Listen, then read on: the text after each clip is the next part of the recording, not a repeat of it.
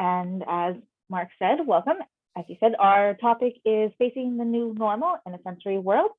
My name is DeStefano, and my partner as well is Samaha. Just some more information on us. I am an occupational therapist that has been working with Basco River since 2019. Primarily, I've been working with the younger population, anywhere from 3 to 18 has been my general practice here. Working on both, obviously, sensory integration, but I do work on social skills as well. So I'll talk a little bit about that today. If you have any questions after the presentation, you're free to email me at DeStefano@bascoriver.com. That is my email through work, and it's on the link. Let's introduce myself. My name is Samaha. I'm a speech language pathologist. So I work with all encompassing language, speech, pragmatic skills, feeding therapy. And I primarily work with more the birth to like 6, 7-year-old population. Although my scope is within all ages, most of my focus is the younger kiddos. And if you have any questions after the presentation is over, you are more than welcome to email me at the email that's right here on the slide. So just what we're going to kind of talk about today is we're going to highlight some development both within the language and pragmatic aspects as well as some social skills. And we're going to talk about the implications of the social isolation, social distancing, and the general implications of the pandemic and possible or already detailed impacts that have been noticed already. And we also want to talk about some strategies that we have either been using or we have seen anecdotally or research-based that have been helping to help buffer or supplement these skills. We are welcome to take questions at any time during the presentation, but we also have a designated area at the end. If you think about something later, we can totally talk about and have an open conversation about some problem solving or any questions that you have at that moment.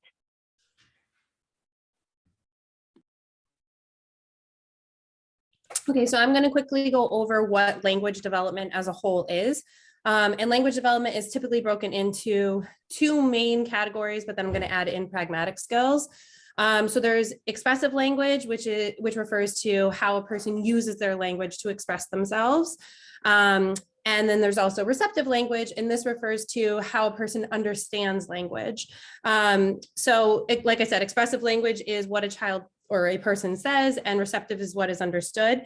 Receptive vocabulary is typically much higher than what expressive language is at each stage of development, since most children are able to understand more than what they are able to communicate. So this is, giving them simple 1, 2, or 3-step directions to follow through on, and their ability to process and understand that is what refers to our receptive language. And then pragmatics is the use of appropriate communication in social situations. So that speaks to like body language, being able to read somebody's body language if you're standing too close to them and they're pushing back, understanding that their body is telling you to take a step back, reading facial expressions, which we're going to talk more about today through the presentation about how masks have impacted the ability to read different facial expressions. Gesturing is a use of communication in itself and a use of expressive language, but being able to read those gestures refers to pragmatic skills. Making appropriate eye contact when you're talking to your conversational partner, your communicative intentions. So what the intention of the communicative exchange is when you're having a conversation, and then discourse.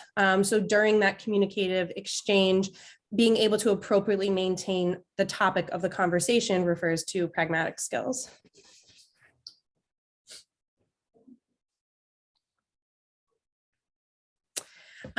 So due to the pandemic with COVID-19, we found that through our minimal research, because right now we have not found much research on how COVID has impacted, specifically, I'll speak for myself, but I know Brina's going to talk about this too, with how the pandemic has impacted speech and language development.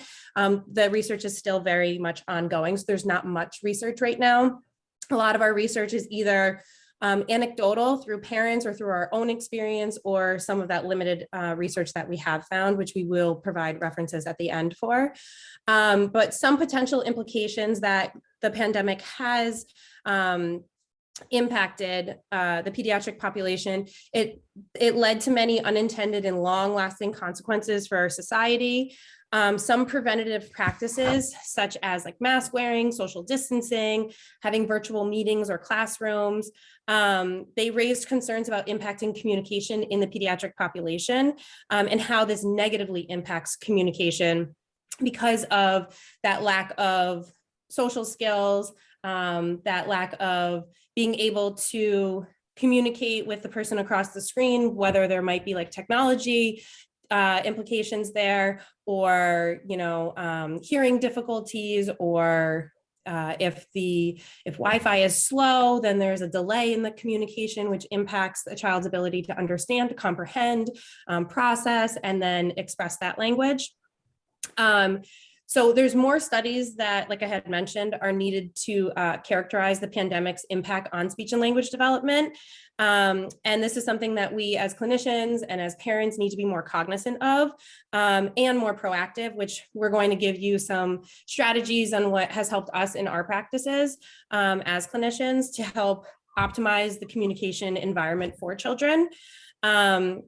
We have found that an increase in the use of masks, social distancing, and quarantining because of COVID have been encouraged to, like we know, prevent the spread. And although this is necessary, a lot of these practices have unintended consequences on children's language and communication skills in these critical years of development. And I'm going to talk a little bit more about what those specific critical years are in some of the limited research that we found. So there is a bit of research that I found that is connected with masks and hearing impairment. So children who have hearing impairments, and how that really does directly impact their progress with their speech and language communication and their development there. So what the research had found was that masks are known to degrade the speech signal.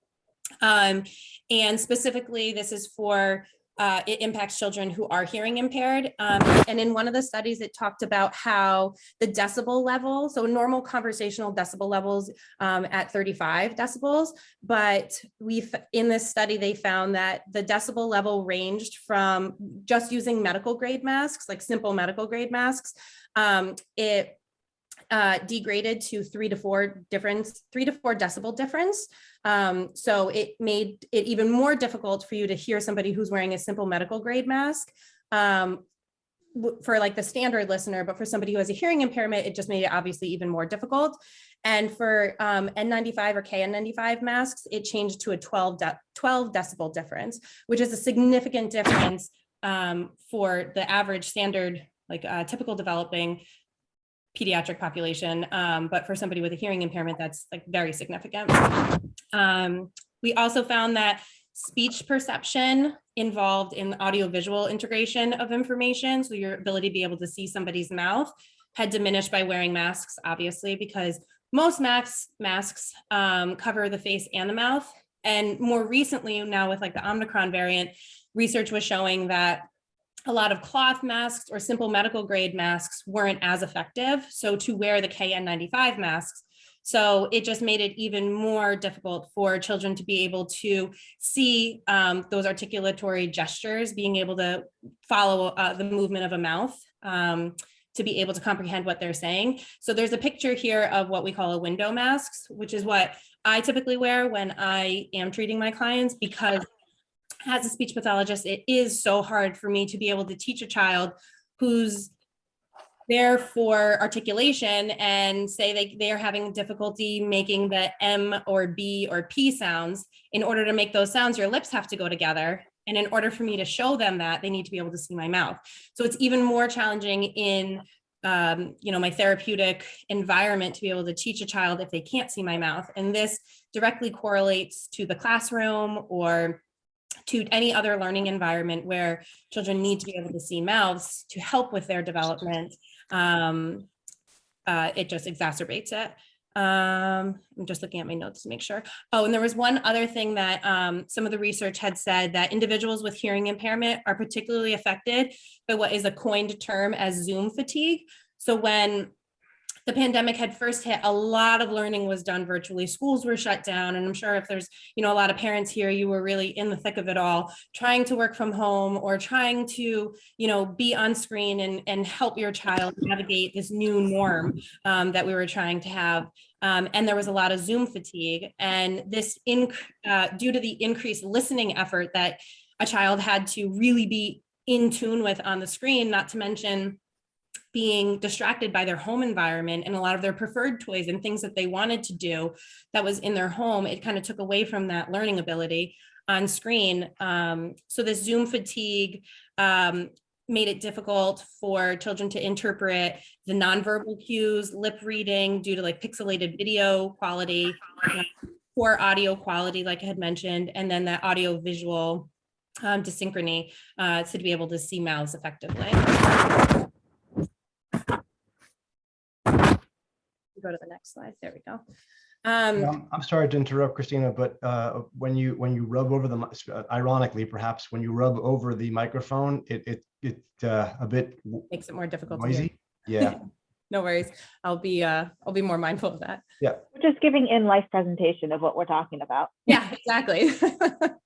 No, I know it was on purpose, I'm sure. It was. I was so intentional about that. So some other impacts on social language development are peer talk, which is a critical component of that pragmatic development.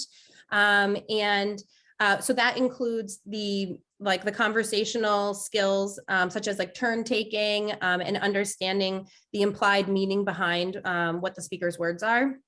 And the emergence of visual and hybrid schools and how this ultimately resulted in fewer opportunities to exercise that conversational exchange and social skills in person, which I already talked about, like how critical that is for development. So the social distancing measures and restrictions on large group gatherings have affected school-age children from that meaningful in-person interaction on their development. And like specifically at the height of the pandemic, when we really didn't know what COVID-19 was, and everybody kind of bunkered down, and there was a lot of isolation. Once things started to open up, it kind of started to seem a little bit more normal, and there were more social groups, and there were more children playing. And then, things got bad again. So then everybody bunkered down again. So just that constant fluctuation of craving that normalcy for, not only your mental health, but for language development and for the development of your child, and having to struggle with already what difficulties in life are with working and home life and whatnot, definitely had an impact on social language and development in kids. And then there were some implications on pragmatic skills. And I've already touched a little bit on this, but some of the research showed that the negative effect of masks were more significant in toddlers aged between 3 and 5 years old compared to that of older children from 6 to 12 years old. The research showed that from 6 to 12 years old, children weren't that impacted by wearing masks or seeing a teacher or an educator or a clinician wearing masks, but children between the ages of 3 and 5 were more significantly impacted. And in this study, they were trying to infer emotions on facial configuration. So they showed children a lot of different pictures or more real life images that were virtually created, and asking the child to identify what that emotion was. And children between 3 and 5 years old had more difficulty, and the person was wearing a mask in the study. Now, there's some controversies to that study because it's, are children 3 to 5 years old, do they have the cognitive ability to identify those certain emotions? So was it more of a developmental difficulty for them because they just cognitively weren't there yet? Or did they not know what those emotions were because, for a 3-year-old, the first 2 years of their life, or, for 2 years of their life, they were really mostly seeing more people in a social setting wearing only a mask. So they really only were able to see their eyes and their facial expression for a third of their face.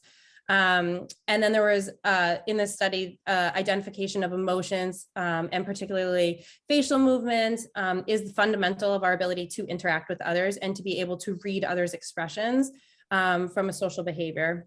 So like I had said, the face masks affect emotion understanding for all ages, but specifically 3 to 5-year-olds were impacted most in this study. So as Christina mentioned, the pragmatic style of social skills as well in the nonverbal body language and facial expressions have been really impacted by the pandemic with the use of masks and the inability to see the lower portion of your face. Okay, a lot of times kids couldn't see if their teacher was giving them the look or kind of furrowing their eyebrows, or if another kid was upset. And as well as positioning, where your body is in space is really going to be another social skill. While pandemic has really forced that social distancing, that 6 feet apart, when it's removed, do kids have the ability to understand what personal space is now? And can they adjudge it appropriately? Like in this picture, clearly the 2 children like hugging each other, but what if it was in a school situation? And then I've had a lot of kids just get really close to each other. And interesting that they kind of just don't understand that concept. They're so used to being far apart that now that they're allowed to come together, they don't have that respective boundary. And there's so many social skills and developments that go into abilities to engage with others in a positive way. I wanted just to highlight just a few of them, thinking of some social thinking concepts, such as the hidden rules. What are some unexplicit or unwritten rules of society? Some restaurants obviously have the signs, no shoes, no shirt, no service, but that's not typically written everywhere. But yet we all know when we go to the doctor's office, or if we're in a restaurant or school, we typically should keep our shirt on, or maybe we should have our shoes on if it's the appropriate case. So it's kind of the unwritten rules that either you have to understand by observing the other people around you or the experiences, or in some cases explicitly asking perhaps a parent, perhaps a teacher, what are the rules? Such as a lot of times you see in classrooms when kids start talking, the teachers have to remind them that you have to be listening right now. Like, this is not the time for talking. That's a hidden rule that has to be explained then to a child. Another one is the unexpected and expected behaviors that kind of builds upon those hidden rules. Are you following what the rules are in the social engagement or in the event that you're currently in, or are you exhibiting unexpected behaviors like, oh, you decided that you're going to burp really loud, or you're going to play music in the middle of a hallway or in the middle of a lecture or in the middle of the Zoom presentation. Even now with us sitting here, we've all muted our mics. We've all either paid attention or we turned off our computers camera if we're doing other aspects, but that was an unhidden rule. We didn't actually have to explicitly tell you that, okay, it's only the presenters that are going to have their mics on. So everybody was engaging in expected behaviors. If we weren't, or if there was static or expected, that was an unexpected behavior and it was addressed. And then just the group interactions. Does our children have the abilities to think about others in the groups and the perspectives and the ability to not only want to engage with others, but express and convey that emotion that you want to convey, engagement, as well as just your ability to shift your topics and understand, like, okay, conversations constantly are developing and engaging. And now that you're in person with each other, like, you may have 20 million topics going at once and be able to follow a topic and change your topic and not return back to the conversation at hand, so that you're actually flowing with the progression and seeing how our children are able to develop this skill and being able to use it effectively. So as Christina really highlighted, there was a lot of possible effects on the lower childhood, because childhood is key for your social development as an interaction between those skills right now, or the building blocks for actually skills that you're developing in late adulthood. For example, a lot of preschoolers, they engage in play interaction-based activities and social engagement. But then as they start to get into school and start to get in middle school, a lot of your play-based building blocks turn into social conversations that develop into relationships, either it's best friends or romantic relationships. But all of these skills are built upon each other. So there are possible implications, we're not entirely sure, of the impact of missing some of these key social engagements as children. Are they able to build those skills, and are they able to keep going with the development, or is there a pause in this group that had missed some of those social interactions when we were all, for safety, isolating? We do know that isolation does have an impact on just general mental health and the engagement with others. So depending on, more research needs to be done within this pandemic induced social isolations to see, really, are children able to pick up these skills? Maybe they're doing fine, maybe they're able to compensate for it when they actually return to school. Or are there some key fundamental skills that are missing that are going to cause some challenges later on because there's some cracks in the foundation? And additionally, the hidden rules I talked about and the expectations of social skills are very different this year compared to 2020, when we were really virtual, as I explained already in Zoom. A lot of us, we have our cameras off. We may be doing other work on the side while we are listening, or maybe we are able to mute ourselves and have a conversation with somebody else in the room or eat something. But if you're in person, as we're shifting to these in-person communications and in-person engagements, those social skills are also shifting as well, because now we are demanding the attention of others. And where are we looking? How are we positioning is going to be actually a main important factor. So are the children able to have these skills? And do they understand that, okay, I'm sitting next to somebody and I want to talk to them, but if I'm facing this way, the child may not know that I want to engage with them, and how to get them to socially engage with each other, and kind of working on that isolation, because now that they're back, one of the courses I had taken was, we're back to in-person communication. How do we do that again? So even for, I know, adults, the shift to go back into person was, I will admit, it was a little weird at first. It was a little awkward to go back to seeing people in person and understanding, is this okay? So imagining a child who maybe they were a toddler when this first started and not having those experiences, what are they drawing on? And they're using only the experiences around them right now to build those skills. So it's really going to have to look at future research right now. Like I said, there's just research on social isolation that happened before the pandemic, but looking at the pandemic itself, are there any changes that are happening, or are children able to compensate for these skills?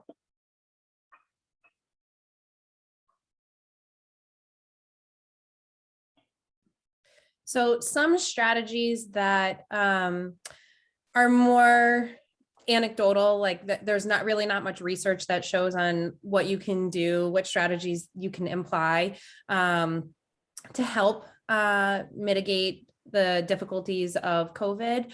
So a lot of it is just what we as clinicians have realized, or in talking to other parents, and what they've found have helped their children be able to bridge a lot of that those social skills of what Brina was just talking about. So I just jotted a few things down here. Most of it is like socializing with core group of friends. So especially in the beginning, when the pandemic first happened, a lot of people were fearful because we didn't know what COVID-19 was, and really how it was going to continue to evolve. So a lot of people were isolated, but then slowly, as things started becoming what was our new norm, some people were still fearful to get into groups with others. And that might still be the case. And you have to do obviously what is most comfortable for you and your family. But if that's the case where you are still fearful to socialize, but that there is this difficulty with allowing your child to have that, typical development of what used to happen pre-2020.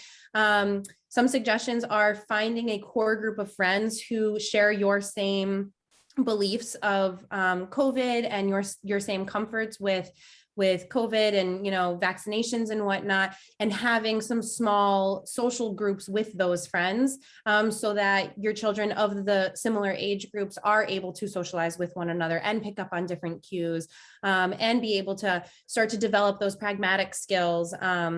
Because a lot of children right now, especially, not only is the winter impacting us with the ice and the snow and closures from school and daycares, but obviously COVID is too. So with the surge right now, so, if daycares are closed, finding small core group of friends so that you can kind of have some play dates, so that your kids can continue to socialize, and build off of, their language skills, their pragmatic skills.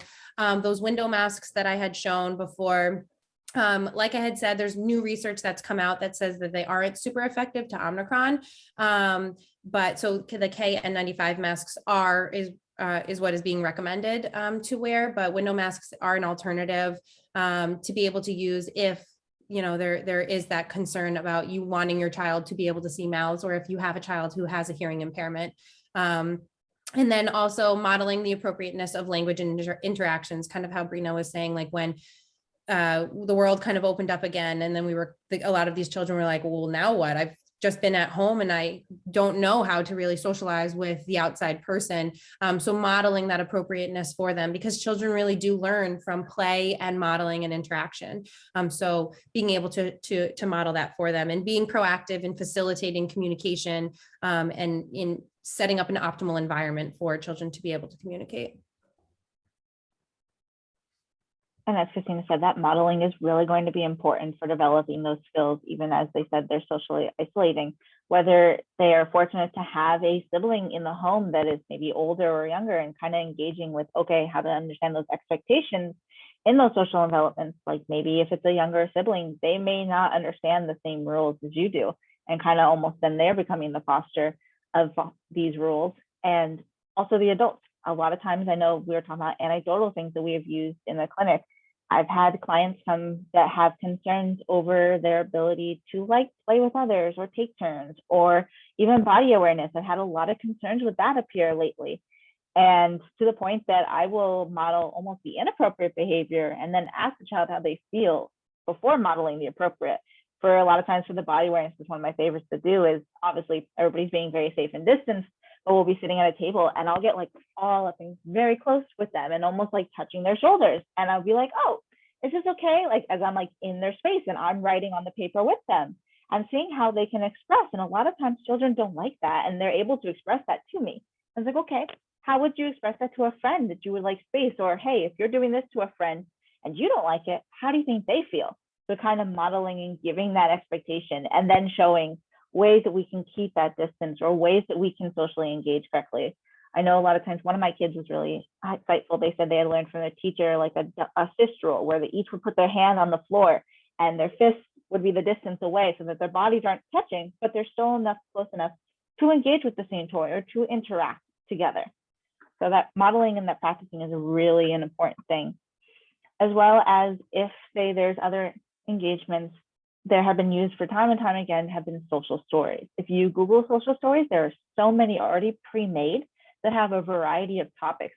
So they all focus on like a little story. It can be about the person. They can use the word I, or it can be tailored, and you can use, oh, like Christina's name or Andy's name into the story. There's a picture on the slide that's kind of an example of a piece of a social story talking about how do I engage with other people. And it says, if I want to play with someone, I don't just take their toy or watch them play, which is a very understandable skill that some kids might be still learning. And they said they use with their words, can I play too? Also, you walk up to the group. You don't just stand behind and watch them play and stare and then don't understand why they're not engaging with you.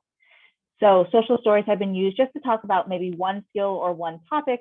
It can be about how to engage with others. It could be about how to be a good sport, how to take turns. I've seen about how to be assertive and tell people if they're in your space, or that they are maybe doing things that you don't like, how to tell them the situation, anywhere from there to how to greet people when you walk in the door.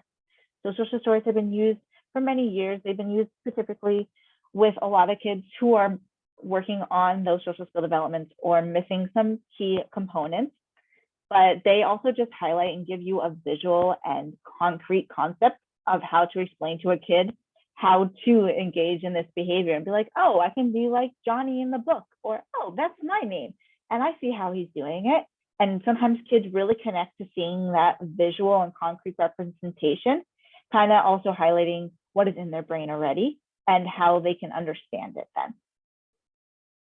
So some of the other additional tools that I actually have used in the clinic for the development of those social skills, when I see, okay, there are some cracks in that foundation where we're missing some of those key skills, or our abilities to engage with the group, or just in general understanding other people's concepts or what is even going on in our own brain. I have used a lot of resources from the company Social Thinking. It's actually created by two speech language pathologists who really work on core social thinking skills. So one of the tools that they had recommended was a whole body listening, which is, it's not necessarily a rule, it is a tool they like to highlight, but it's just a way to remind a kid how they can interact with others beyond just standing in the group. Like our eyes are going to be focused on them, our body will be shifted, our hands are going to be in our place. Some of the books that they have so many resources. If anybody's ever interested, they are for parents, for professionals, and for teachers. Some of their books, they talk about how people are maybe looking away and they're like, oh, listen with your eyes and focus, or listen with your hands. Your hands are placed nice and casual. You're not texting, you're not flipping through a book. So it's kind of helping kids to remind that so many different parts of their body can be conveying that they don't want to engage with others, and other people might be able to pick up on that and stop those social interactions. So it's kind of a way to help build interaction, as well as the concept of superflex. I don't have a picture of it because it was really hard to find one, but actually I have been using the social thinking curriculum and superflex. And what it is it creates a hero who is the key of social skills. And he's been really engaging, really understanding of other people, their bodies, their reception, how to pick up skills, as well as the villains, or the people who are interacting with somebody and causing them maybe to not be flexible in their plan, to not share. Maybe they're unable to stay on topic in a conversation. So just key things that children might be examining within their social skills that they're having troubles with, and the ability to engage in those social interactions might be impaired. So it's kind of giving kids a concept, like I said, in their brains, like, oh, maybe they're called Energized Harry is one of them. It's like, oh, maybe Energized Harry is visiting me, and that's why I can't keep on topic and I just want to jump around. What can I do to stop that? It helps kids, like I said, identify what is going on and how they can build their skills. I've also seen children anecdotally on their own create their own versions of heroes and superheroes. Maybe it's like, oh, my stuffed animal is Piggy and he doesn't like to share, or he doesn't want to do anything else with other people. And it's like, I don't want to be like Piggy. I want to be like Bumblebee, or I want to be like myself, who's a Disney princess, and I'm engaging socially with kids. Honestly, the visual and concrete object as a representation of these social skills seems to be really beneficial for these age groups where it is important to build these skills, because they know it's like, okay, I don't want to be like a villain. I want to be a hero. I want to be a princess. And what are the skills that these princesses are conveying? And that's kind of a really interesting way to add if any of your kids are having that like social questions. And it's like, okay, well, how can we add it to something that they like, or something that they already find very positive, to help develop those skills?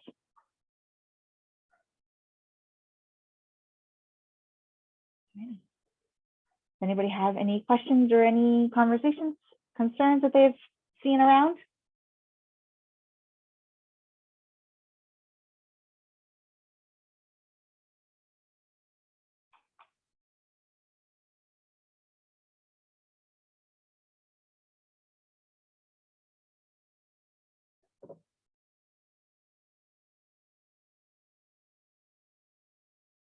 I'm trying to see if there's anything with chat. Can't see chat right now.